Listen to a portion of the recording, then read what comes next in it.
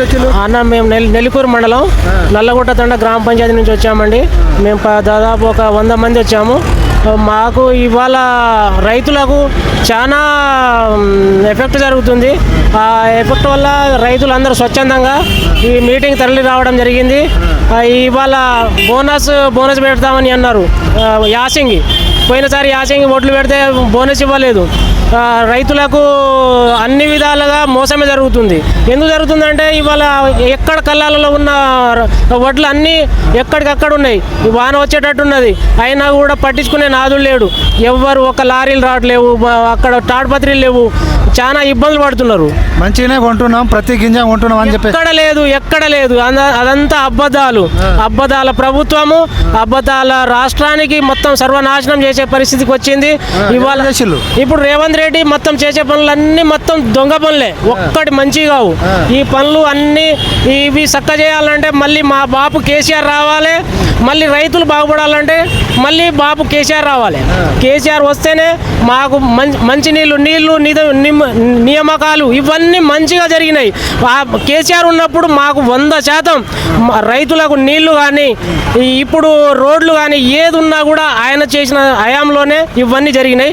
ఇప్పుడు రైతాంగాన్ని తెచ్చిందే కాంగ్రెస్ పార్టీ కాదు రైతాంగాన్ని ఇప్పుడు ఇవాళ మాకు ఒక్క ఎకరానికి ఎకరం కూడా పారకపోయేది.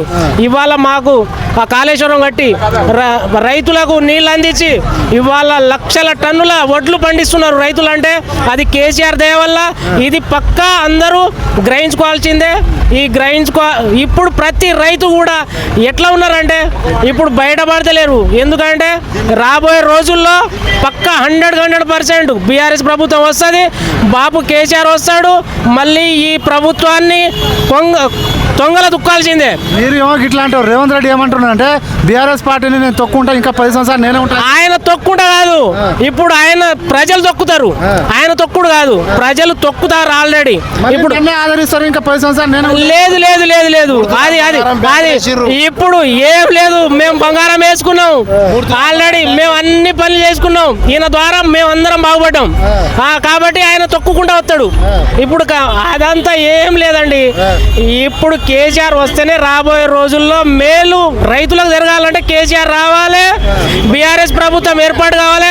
అప్పటి వరకు రైతులు ఎవరు వెనక జరిగే ప్రసక్తే లేదు. ఇది పక్కా 100% బీఆర్ఎస్ ప్రభుత్వం వస్తుంది. కేటీఆర్ రాబోయే రోజుల్లో ముఖ్యమంత్రి కావాల్సిందే.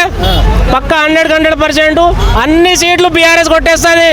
ఎన్ని సీట్లు వస్తాయి? 100 సీట్లు దాటుతుంది. ఇది పక్కా 100% రైతులు కాదు, ప్రజానీకం మొత్తం రాష్ట్రంలో ఉన్న ఎక్కడ పోయినా కూడా బీఆర్ఎస్ ప్రభుత్వం రావాలి, మా కేసీఆర్ రావాలి.